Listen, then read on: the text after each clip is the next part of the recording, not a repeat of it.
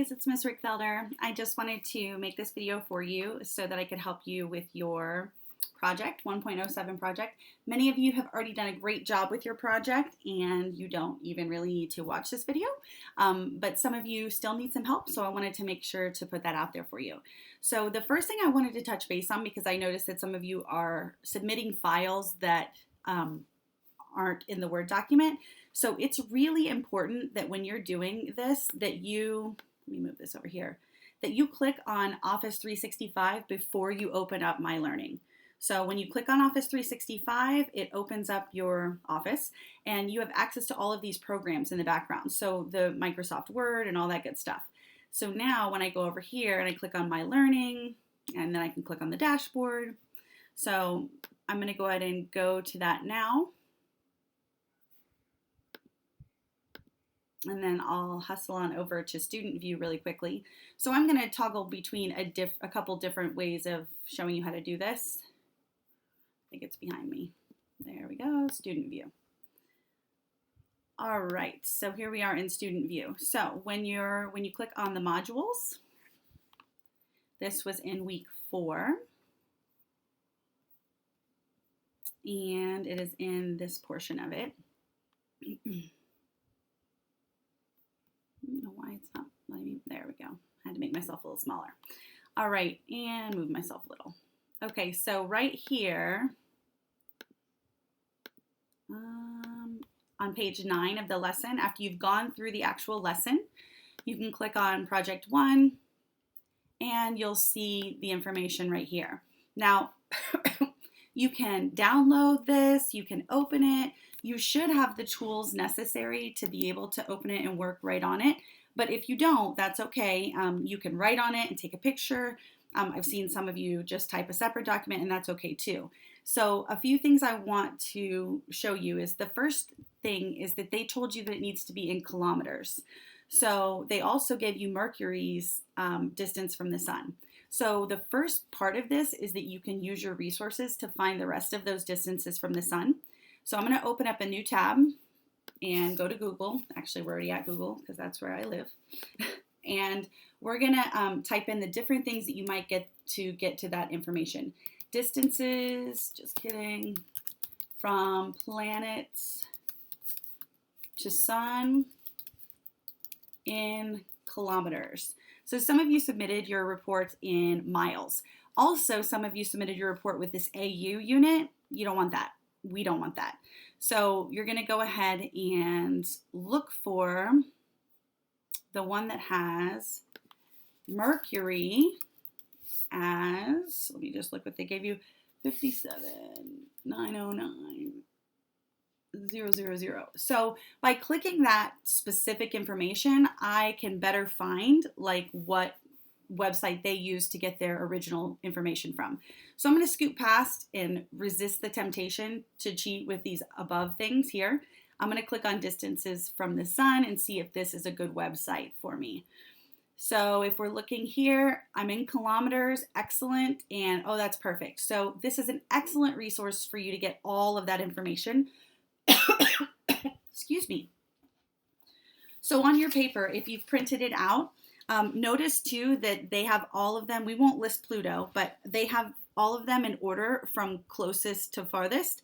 So on your paper, right underneath Mercury, you're going to go ahead and write Venus, Earth, Mars, Jupiter, Saturn.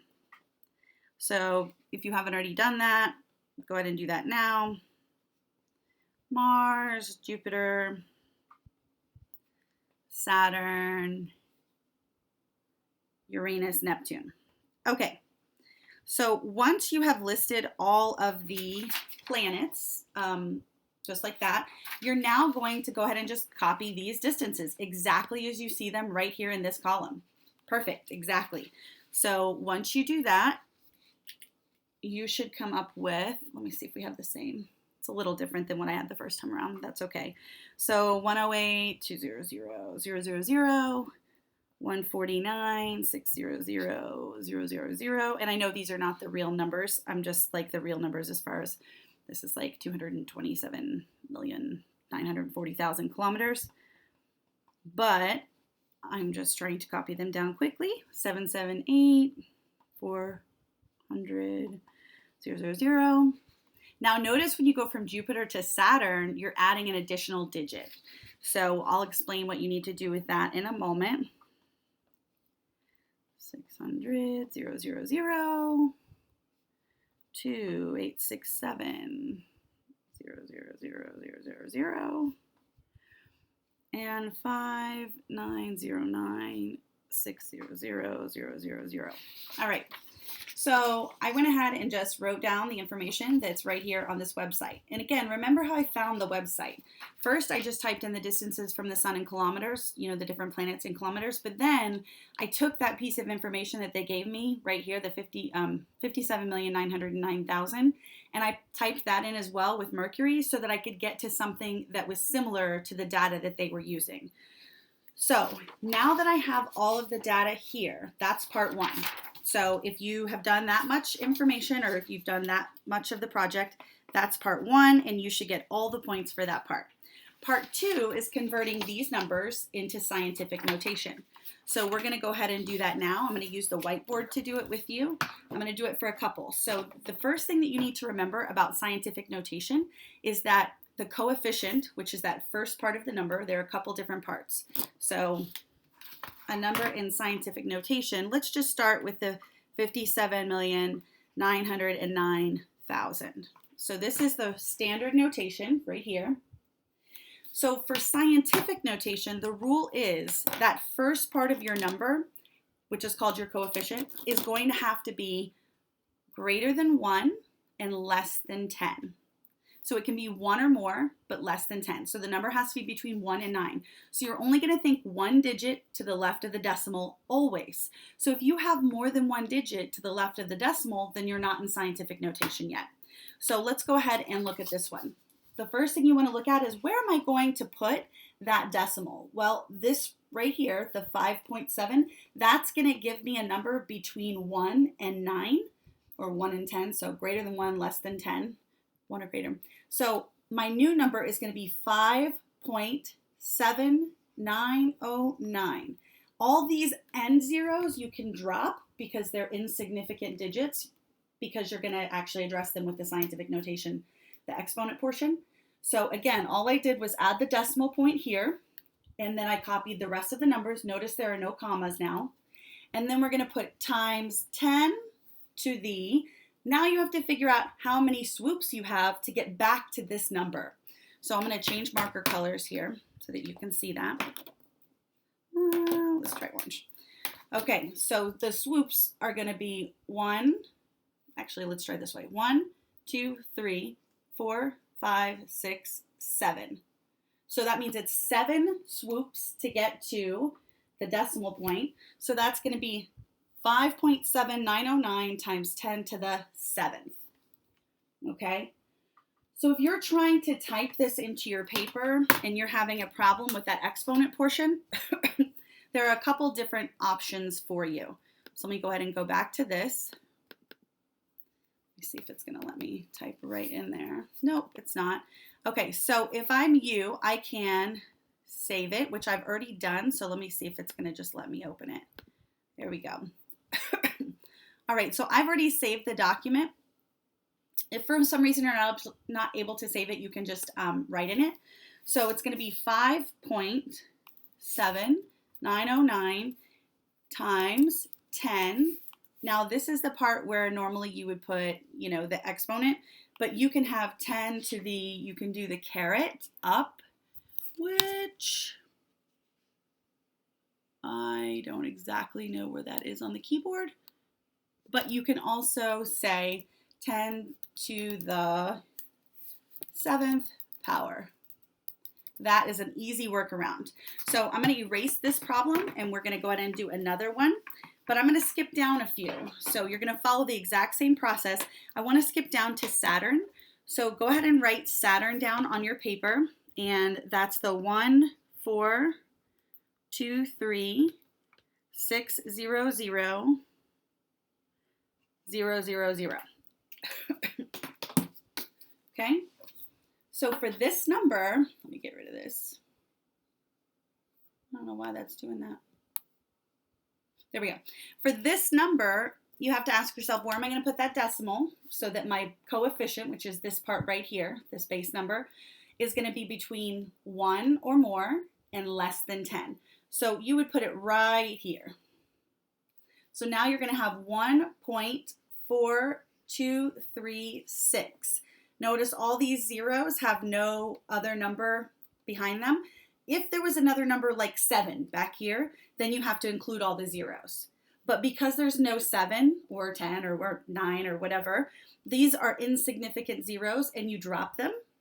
And then you're going to say, okay, times 10 to the, and remember to figure out the power, it's going to be 1, 2, 3, 4, 5, 6, 7, 8, 9. So all I did was count how many swoops it was to get back from the place where I put the decimal to the very end of the number. 1.4236 times 10 to the 9th power. So that's what goes in your paper here for Saturn. And Saturn was the third from the bottom. And again, our original number was 1.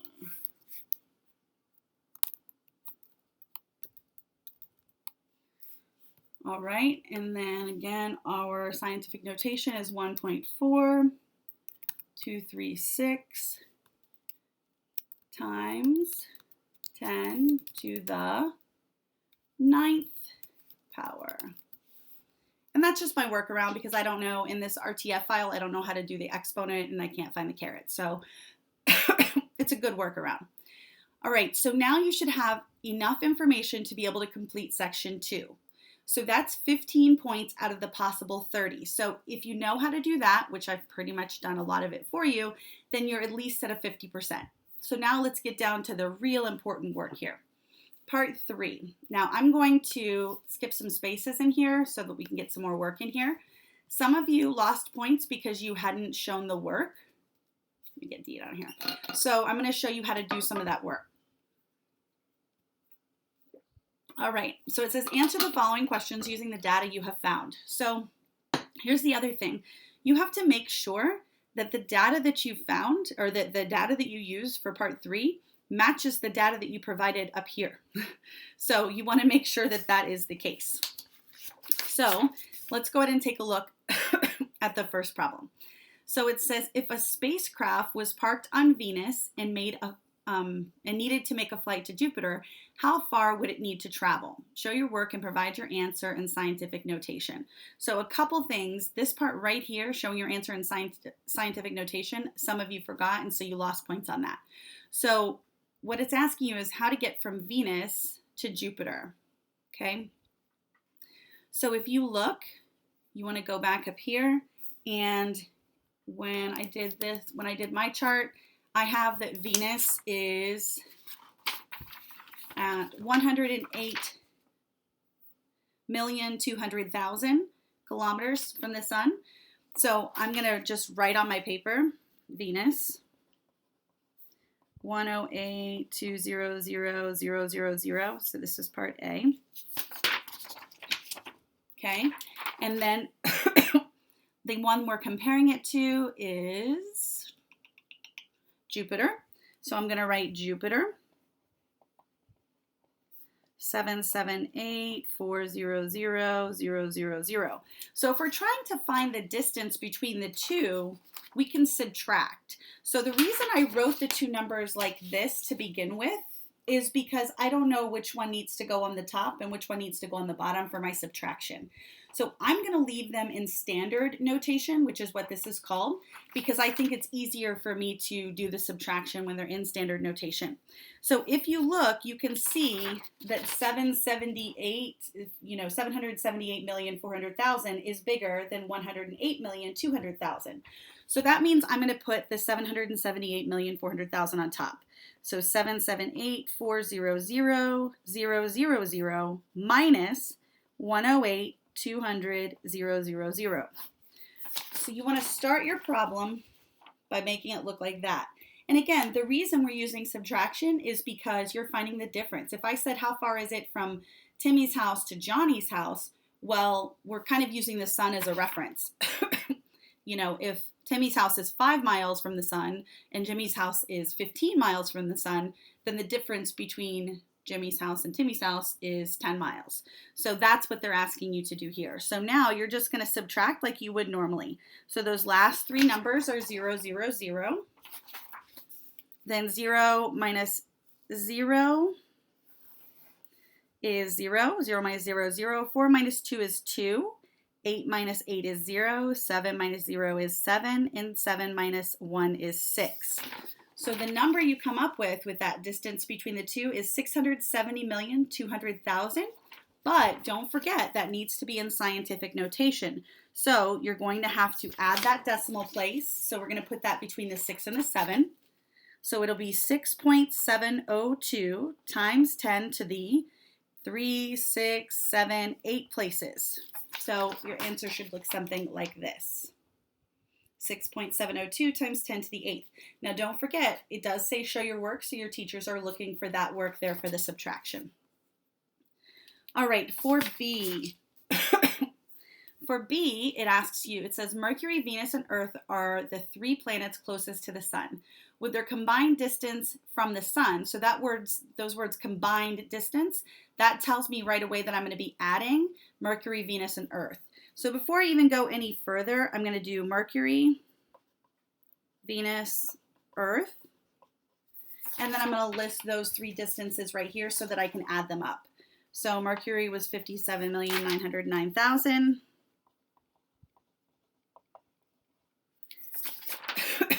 Venus was 108,200,000. And Earth was 149,600,000. All right. So my first step before I even go any further is going to be to add those distances right there. Actually, I'll keep that up there for just a second. So you're going to add those 3 distances. And then it says, with their combined distance, which is whatever you're going to get down here, so this will be your combined distance, will the combined distance from the sun be greater than or less than the distance from the sun to Neptune? So right next to it, you're going to put sun to Neptune, and you're going to look back in your data and see that the distance from the sun to Neptune is 5,909,600,000.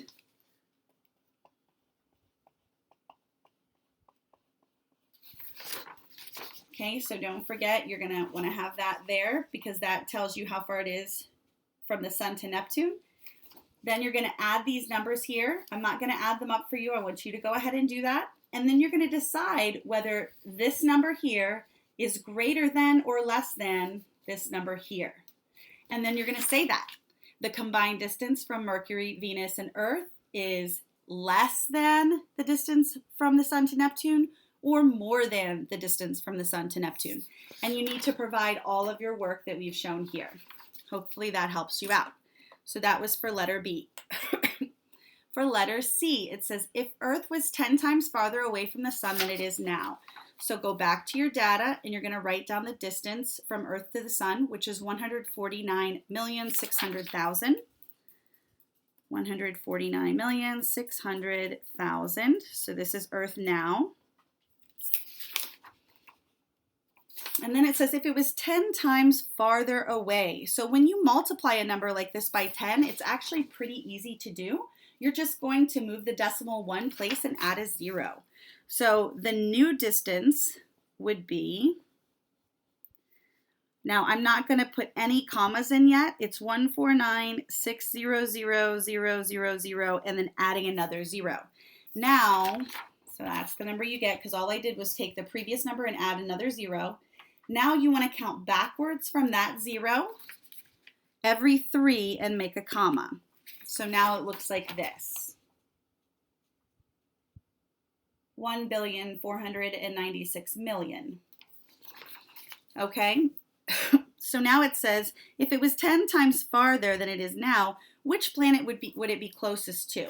So now you want to look at your original data to see which one is closest to that 1,496,000,000. So I'm not going to answer that question for you. I want you to look at that and then answer that. And how far apart would they be in standard notation and then in scientific notation? So when you're doing this, you want to, and actually I will go ahead and tell you, so it's closest to Saturn, because see, Saturn is 1,423,600,000. So you're going to use that number, 423,600,000.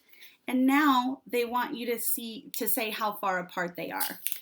So you're going to take that 1,423,600,000 and you're going to subtract it from the Earth's new distance. And I'll show you what that looks like here.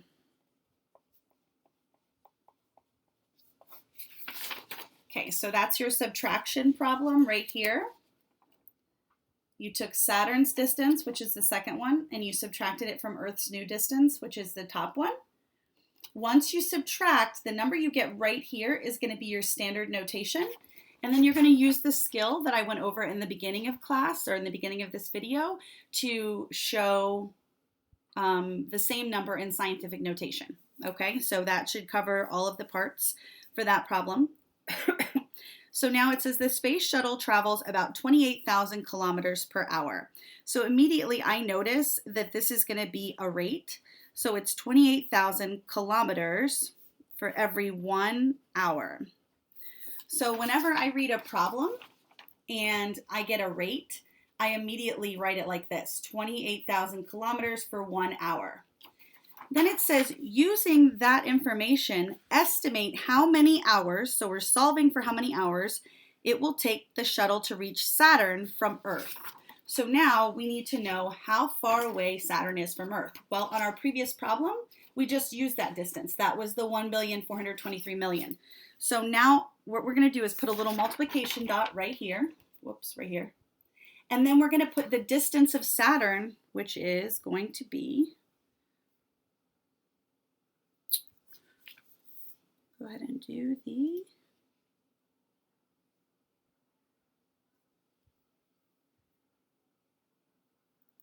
hold on one second.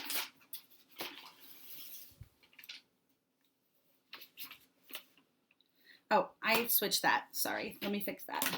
Okay, when I wrote it, I didn't mean to write it like that. Okay, so 28,000 kilometers. Let's start with Saturn's. So it's going to be 1,423,600,000.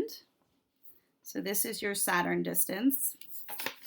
It'll just be a little easier for you to understand. So erase what I had here for the unit and put your Saturn distance here.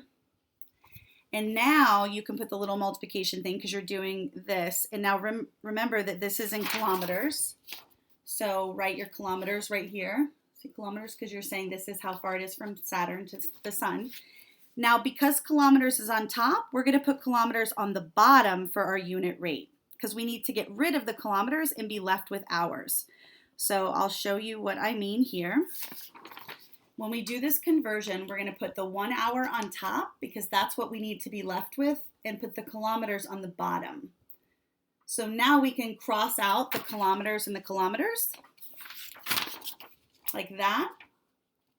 And then we will get 1,423,600,000 divided by 28,000. And then once you put this into your calculator, whatever you get here is going to be your answer in hours. Make sure your final answer is listed in hours. So you can say about so many hours. And you also want to list it in scientific notation. And you can use the information. Hold on, I'm writing at the same time. You can use the information that we have done in the previous portion of the lessons. So I'm just going to put this up here for you, so you can see how to set that up. All right, I hope that this helped you out a lot, and make sure to send your teacher an email or post to the discussion board if you have any questions. Have a great day.